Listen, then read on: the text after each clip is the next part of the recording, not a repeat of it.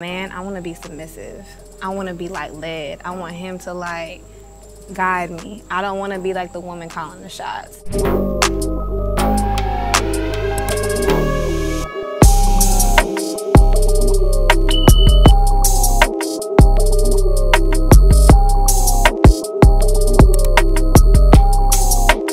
What is up, guys? It is your girl Rivah, and I am back again with another video. If you're new here, my name is Rivah, and I'm here to give you guys my reaction to this video. Make sure you guys hit that subscribe button and give this video a thumbs up, and we're just gonna go ahead and get right into the video. So what's your type? My type? You know what? I work so much that when I'm with a man, I want to be submissive. I want to be like led. I want him to like guide me. I don't want to be like the woman calling the shots. Yeah. Like I want like downtime. Like let me be like submissive, like, you know, just chilling. So, okay, the reason why I wanted to react to this section of the video, right? First of all, I have to say, Saweetie and Caresha, they are both very beautiful. Okay, they are both very, very beautiful. And to see the way that they were able to have that conversation, like, you know, just speak their truth and be honest with each other. I like that, especially being two rappers in the industry. I think it's really important that that kind of like camaraderie is there between the two of them. So I love that, you know, two different kind of camps, you know, Saweetie's on her own, Caresha's in a group, and it's like the fact that they can have that dialogue. I love that. Love that. But the reason why I wanted to zoom in on this part of the conversation is because I think that in music, okay, in music, especially rap music, and the tone of rap as it is right now coming from the women, I think that a lot of women think that all the things that are said in the rhymes or every single thing is taken literally, and that's exactly how the artist genuinely feels, which is sometimes, more times than not true. Okay, and it's no shade, it's just showing that it's just all the time not true. You know, you want a man that can only buy you a Birkin, and he can only do this for you, he can only do that for you. And, you know, you're a boss, and, you know, you're the top tier and this and that. But to say that you want to be in a relationship and be submissive to your spouse, I think that speaks volumes, right? I think that a lot of women would be like, well, wait, because if she's saying she wants to be submissive, then why are we attacking all these women who talk about submission and, you know, what it requires of you, and also what it brings to the entire relationship? It's not just one-sided. It's not just only for the man's benefit, and, you know, you're being submissive, and, you know, you just, you know, you bark like a dog, you hop on one leg because he tells you to, and you get nothing in return. It's just how to have a positive reciprocal relationship, right? Knowing, again, how the man's mind operates so that you can aid him, you know, be cooperative with him, be on the same page with him, so that he feels respected and he can trust you more, you can trust him more, you guys can trust each other. It creates that balance. What women require in relationships is a lot different than what men require, right? If a man is with a woman and he's, you know, telling her beautiful things, and he's feeding every single emotional feeling that she has at the time, she's going to be in love with this man, right? She's never going to complain about him. So men are not as emotional. Not that they're not emotional at all, but men are not as emotional. So they require a different things to make them happy and to sustain them in relationships, right? And so respect from a woman is one, and cooperation goes hand in hand with respect. So I just wanted to say that point. Like I want like a man. Yeah, that's how I am too. I love like a man. Like I like a man that cook, rub my feet, right? Clean my hair, rub your booty. Exactly. What's your thoughts on having like a dating roster, like, you know, being experienced? I think dating is important. I think like when I was younger, as soon as I started talking to somebody, I just shut down everybody else. But like as you get older, you realize that dating is normal. Yeah.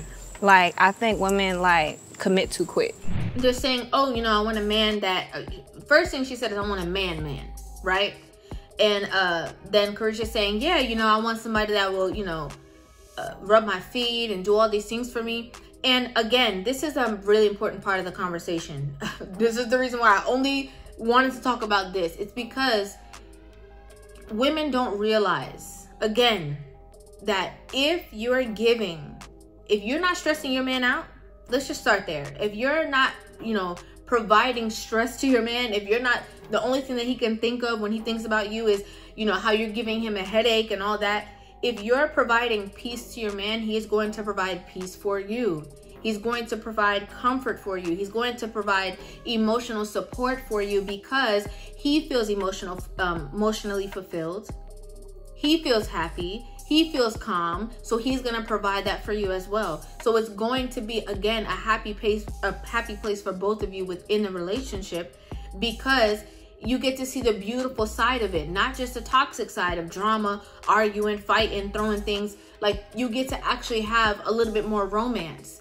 Right? A man is not going to have a problem if you say, babe, I kind of want to do this tonight, or I kind of want to do that tonight, based off of you providing him peace. But you see, when you nagging him all the time, complaining, being disrespectful, telling him how much you don't need him and stuff like that, then you turn around and you say, oh, there's no romance in the relationship. It's going to be a lot harder for him to give that to you.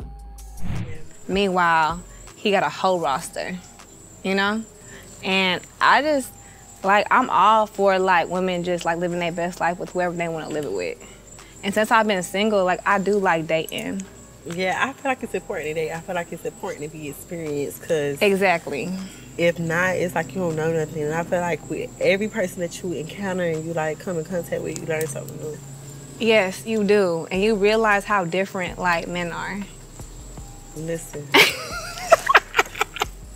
What? I know that's right, because it's I was like, damn, I missed out on a lot. Before I was I've been in relationships, I've been dating certain people, but it's once you really meet somebody and they start showing you new things and just bringing out a better version of yourself, it's just that's what I want. I want someone to bring the best version out of me.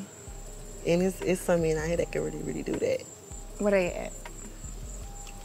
So, for the part where they talk about dating, right? Where they talk about it's important to date, it's important to be experienced, it's important to, have different options. To an extent, I agree. I do think that there are levels to it, right? I think that it's important that a lot of women branch out of just their own neighborhood, or, just the people at the job, or, I do think that it's important, because sometimes, depending on where they grew up or the type of environment that they're in, they do need to spread their wings and date, outside of, like I said, the community or whatever. I'm not talking about race. I'm not talking about race at all. I'm just talking about literal community of where they live. Just because I think that it's necessary to see the differences, because some women that walk around saying that they can't stand men and men ain't this and men ain't that, they literally date the same exact man. He just looks different, right? It's the same personality, same mentality, just in a different body. So in that regard, I do agree that if you've been in a situation where, a certain man has certain traits, it's okay to expand the horizon and, try something different and try something new, just because it will be a benefit to you. It can be. If three guys have the same, personalities are very similar with each other, maybe you need to look elsewhere. So I do agree with that. Now, we got to the point where where Saweetie said, that's what I want. I want someone to bring the best version out of me. And it's some men out here that can really, really do that. Where they at? She said she wants somebody to bring the best version out of her, right? Now, here's the issue. And it's not really an issue, but it's the truth. Sometimes the best version out of you is requiring change, okay? Sometimes being the best version of yourself is requiring you to maybe drop your homegirls. Sometimes it's requiring you to, again, following the lead of what she said about being submissive. Sometimes it's following him saying, this stuff that you're doing is not working for you. You need to try something new, right? And a lot of times it's not the man who is prohibiting you from being the best version of yourself. It's you prohibiting that for yourself. Because a lot of women okay? And I'm genuinely having this entire conversation out of love, like for real, because sometimes you just don't know. And like, who can hurt you, or you know, the saying, who can hurt you for what you don't know if you don't know?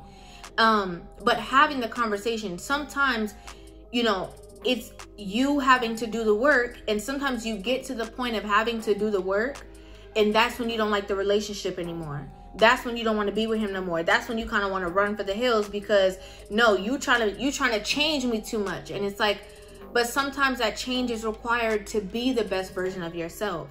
So you can't just, you know, once a man is trying to assist you, or he's trying to tell you the parts that, you know, maybe are going to require you to change, or maybe, you know, you don't like it at the time, but it doesn't mean it's not good for you.